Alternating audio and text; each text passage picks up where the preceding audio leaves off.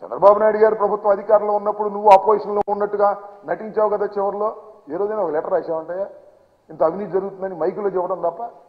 చంద్రబాబు నాయుడు గారు అవినీతి చేశాడని చెప్పావు, లోకేష్ బాబు అవినీతి చేశాడని చెప్పావు, మంత్రివర్గ సభ్యులు అవినీతి చేశారని కేకలేశావు. ఆ రోజు కూడా విమర్శించావు, మర్చిపోయావు నువ్వు కలిసిన తర్వాత. ఆ రోజున ఎప్పుడైనా కేంద్ర ప్రభుత్వానికి లెటర్ రాశావా? రాయు. ఎందుకంటే ప్యాకేజ్ సిస్టమ్. ఆయన ప్యాకేజ్ ఇస్తాడు, నువ్వు మాట్లాడతావు.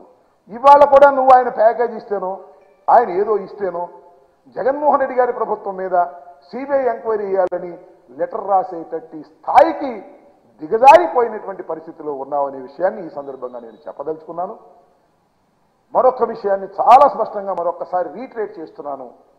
ఈ జనసేన తెలుగుదేశం పార్టీ కలయిక రెండు అరాచక శక్తుల కలయిక. ఈ కలయిక రాష్ట్రానికి ఆరోగ్యకరం కాదు. ఈ కలయిక ఈ రాష్ట్రాన్ని సర్వనాశనం చేయడానికి పనికొచ్చేదే. వీళ్ళు గెలిచేవాళ్ళు కాదు, చచ్చేవాళ్ళు కాదు. అరాచకాన్ని సృష్టించి ఈ సాంప్రదాయాలన్నింటినీ కూడా భిన్నం చేసి అరాచకాన్ని సృష్టించాలనే ప్రయత్నం చేసేటటువంటి తత్వం కలిగినటువంటి చంద్రబాబు నాయుడు గారికి ఒకటే ఒక లక్షణం ఉంది.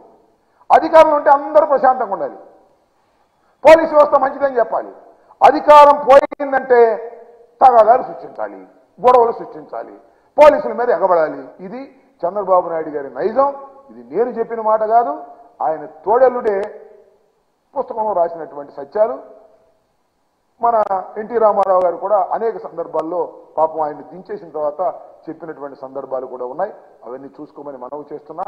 కాబట్టి ఈ రాష్ట్రంలో అరాచకాలు సృష్టించడానికి ప్రయత్నం చేసేటటువంటి ఈ రాజకీయ శక్తుల్ని ప్రజలు గమనించాలని, ఎవరైతే అరాచకాలు సృష్టించడానికి ప్రయత్నం చేసి విడుదల రజనీ గారి ఆఫీస్ మీద దాడులు చేశారో ఖబర్దార్ చెప్తున్నాం. ఇలాంటి దాడులు చేసే వాళ్ళని చట్టం వదిలిపెట్టదు, ఉక్కు పాదంతో అణిచివేస్తాం, జాగ్రత్త అని ఈ సందర్భంగా మీ ద్వారా వారికి హెచ్చరిక చేస్తూ ఉన్నానని మనవి చేస్తున్నాను.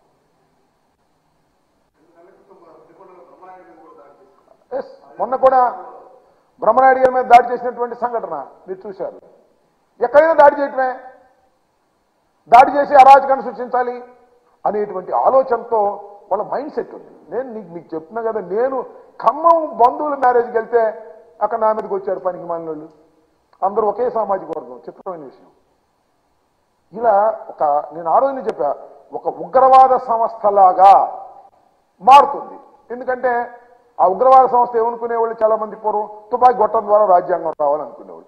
వీళ్ళు కూడా రాళ్లు వేయడం ద్వారానో, ఫ్లెక్సీలు చించడం ద్వారానో, లేదు దబాయించడం ద్వారానో, లేదా ఎవరినైనా కొట్టడం ద్వారానో అధికారం సాధించాలని అనుకుంటున్నారా?